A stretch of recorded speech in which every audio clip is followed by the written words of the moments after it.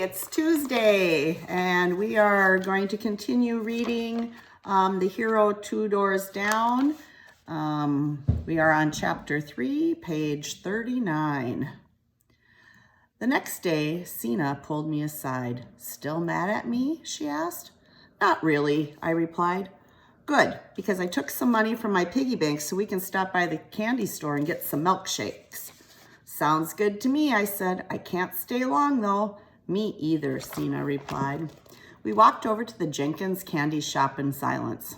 "I wasn't really mad at you. I was just mad," I told Sina as we climbed up on the leather-covered bar stools and ordered 2 vanilla shakes. Sina looked embarrassed. My dad was pretty mad too, especially when Mom told him that some of the neighbors sent around a paper asking people to sign up, saying they didn't want Negroes in our neighborhood. Mom told me that some of our neighbors are afraid of change. She admitted that was her first reaction too, but she understands now that we can't be afraid of change or judge someone else based on their differences from us. "We had the same talk at my house," I said. "My parents refused to sign that paper. I'd hate for the Dodgers to go back to an all-white team." "Yeah, Jackie's brought so much excitement to Brooklyn," Sina agreed. "True. Since Jackie's joined the Dodgers, 2 other teams have signed Negro players. Cleveland brought Larry Doby to the Indians, Hank Thompson plays for the St. Louis Browns, and now Mr. Ricky's talking about moving their top catcher prospect, Roy Campanella, up from the minors. Think he'll make it in time for opening day?" Sina asked. "I sure hope so," I said. "Will you be there?" "I heard Dad tell my mother that he had to work," I muttered. "My father has opening day tickets taped to the refrigerator. It's all he talks about," Sina said. "Is he taking you?" I asked. "Are you kidding? I'm the only one in the family who's a Yankees fan. Dad wouldn't waste his money taking me to a Dodgers game." I laughed. "Maybe you'll get to go when the Dodgers beat the Yankees in the World Series." "Keep dreaming," Sina replied. We finished our milkshakes and raced each other to my front porch. Sina won by a foot.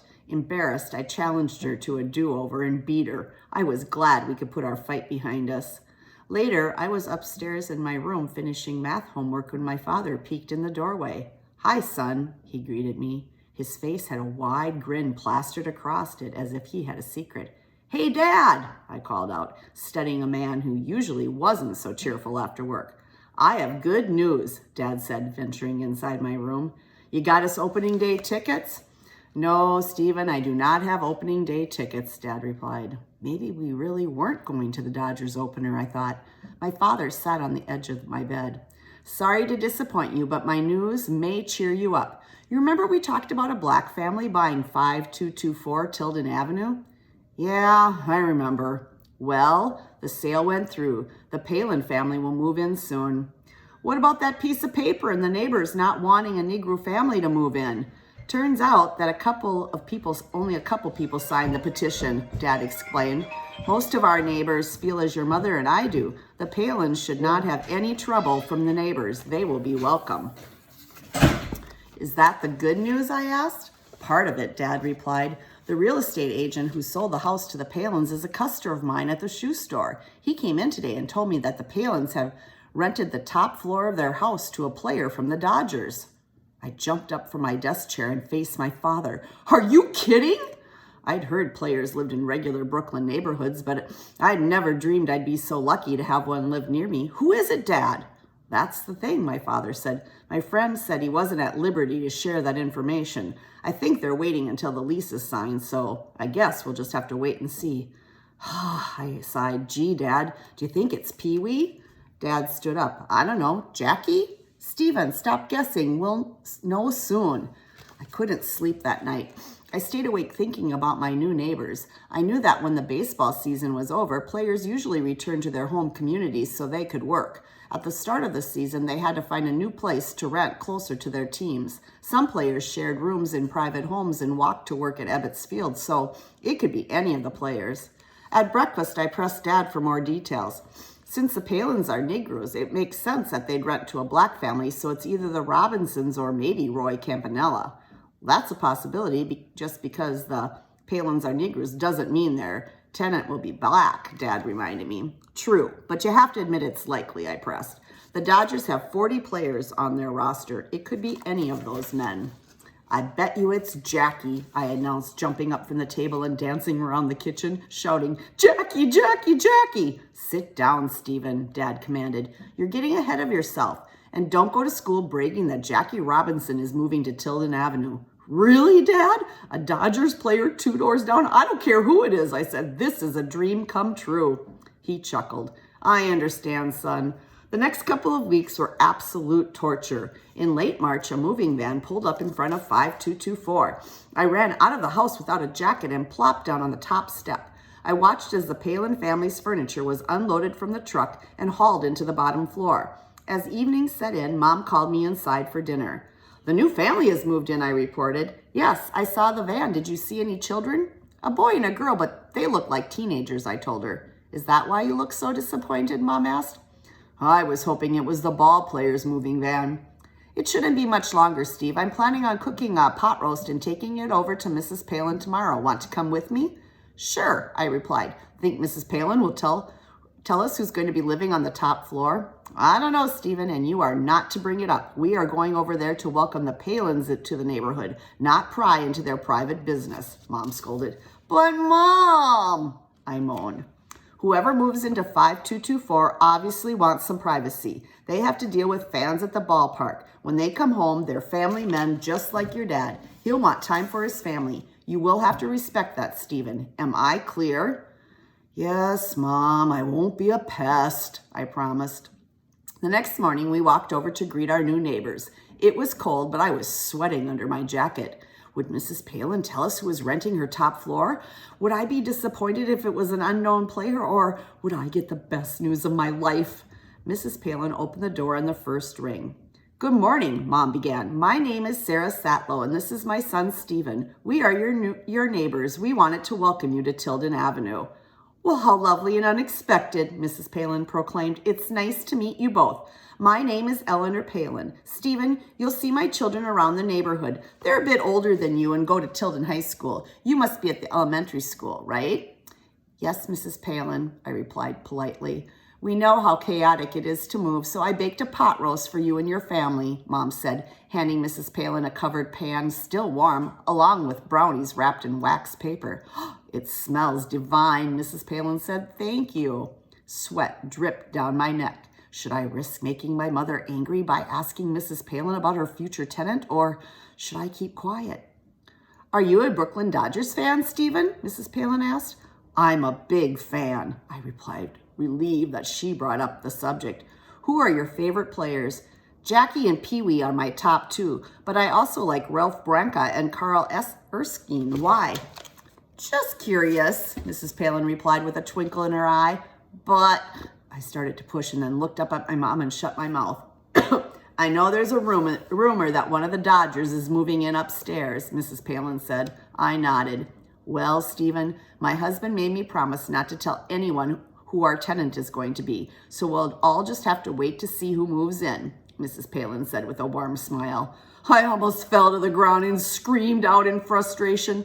Not another person telling me to wait. No, I couldn't stand it. I barely heard my mother say goodbye. Tears in my eyes, I followed her back to our house. I trudged up the stairs feeling mad. Why didn't she tell us? For all the reasons we discussed earlier, Mom said. I still think it's Jackie. That night, I was sitting on the front stoop when Dad came home from work. He saw me staring down the block at our new neighbor's house. Your mother told me you met the Palins today. Yes, I nodded. I've been debating about when was the right time to tell you this, Dad said. Tell me what? I now know who's renting from the Palins, he said. Who is it, Dad? You've got to tell me, please, I begged. Until they move in, we won't know for sure, Dad teased. Is it who I've been wishing for? Dad chuckled. I think you'll be very happy, he said. Dad, are you telling me that Jackie Robinson is going to be my neighbor? He beamed. I saw Mr. Palin today. He told me that Jackie and his family have signed the lease for April 1st. I couldn't believe it. Jackie Robinson. I jumped into Dad's arms, yelling with joy, but Dad's laughter worried me. It was almost April 1st, and he loved a good April Fool's joke. I pulled away from him. Are you making up a story? I wouldn't do that to you, son. Is it really true, Dad? It's true, son. Mr. Palin said that Mrs. Robinson is driving their Cadillac across country with her brother Raymond and little Jackie Jr. They're expected in New York sometime between April 5th and 7th. Well, what about Jackie? He's still barnstorming with the team, Steve. Oh yeah, that's right. Is Jackie Jr. my age? I asked. I think he's younger than you. You'll know soon, Dad replied. I'll bet they'll be here tomorrow. Can I stay home from school? I'm not even going to respond to that question, Steve. I laughed it off. All right, Dad, but will you come and get me out of school the minute the moving van pulls up? No, my dad said. I'll be at work and you'll be at school. You've got to give the Robinsons privacy, Steve. Promise me you won't drive Mrs. Robinson crazy with questions about Jackie. I slid down to the step below my dad. I honestly didn't know how I'd react to Jackie Robinson's living so close to me. It was just too important. None of my friends would even believe me until Jackie actually moved in. I looked up at my dad and shrugged my shoulders. I'll try not to be a pest, I promised. I jumped off the stoop. Time me, I insisted before racing to Jackie Robinson's new house and back. How long did that take, Dad?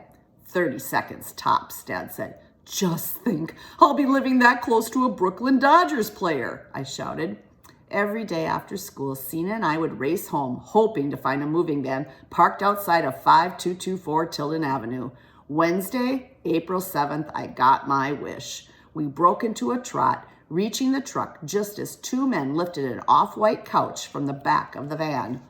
My heart pounded so hard, I was sure the men would see it beating under my coat. I wanted so badly to peek inside the house, but Sina wouldn't let go of my hand. Instead, we stood back and watched for a glimpse of the Robinson family. We stood out there for what felt like forever without seeing anyone. Finally, Sina had to get back home. I knew my mom wouldn't want me to be out there trying to see the Robinsons, so I headed home too. This wait was driving me crazy. I kicked a small stone in frustration as I walked toward my stoop. There's a moving truck outside the Robinsons, I reported as soon as I got inside and Mom shut the door. I know, honey. We sat in the kitchen, snacking on crisp carrots and apple juice. I was antsy to get back outside and continue looking for our new neighbors. Can I ride my bike? You promised your father you wouldn't pester the Robinsons, Mom reminded me. I just want to make sure it's them, that's all, I protested. Move-in day is stressful. Give them space. Saturday, we can pick cherry blossoms and bring them over to Mr. and Mrs. Robinson. How does that sound? Fine, I muttered. I'll just sit on the stoop. You may not leave the yard, my mother told me. I won't. I sat on the top step until the workmen brought the last piece of furniture into the house. I spotted Mrs. Robinson and her son once, but there was no sign of Jackie. I was being cool and staying at a safe distance from the Robinsons' home, but I couldn't guarantee how I'd react when Jackie appeared. My stomach was in knots. I almost cried when the moving van pulled away from the curb and Mom called me inside. Saturday morning, I was up before sunrise. I opened my bedroom window and stuck my head out. I stayed there until Mom pulled me back inside. Stephen, she scolded, how many times do I have to tell you not to lean out of the window? Oh, Ma, I was just looking for Jackie.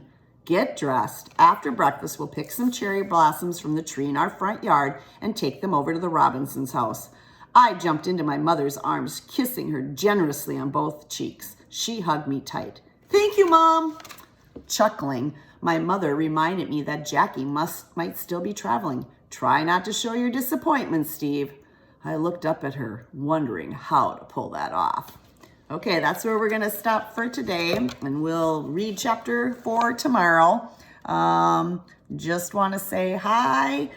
It's been fun to see pictures of you guys, so if you want to send me another one, that would be fun, or send me a picture of something you've been doing. Leonard sent me some fun pictures of things he's been doing, and I've seen lots of pictures of Jed, so it'd be great to see some of you. So we will talk to you soon. Bye.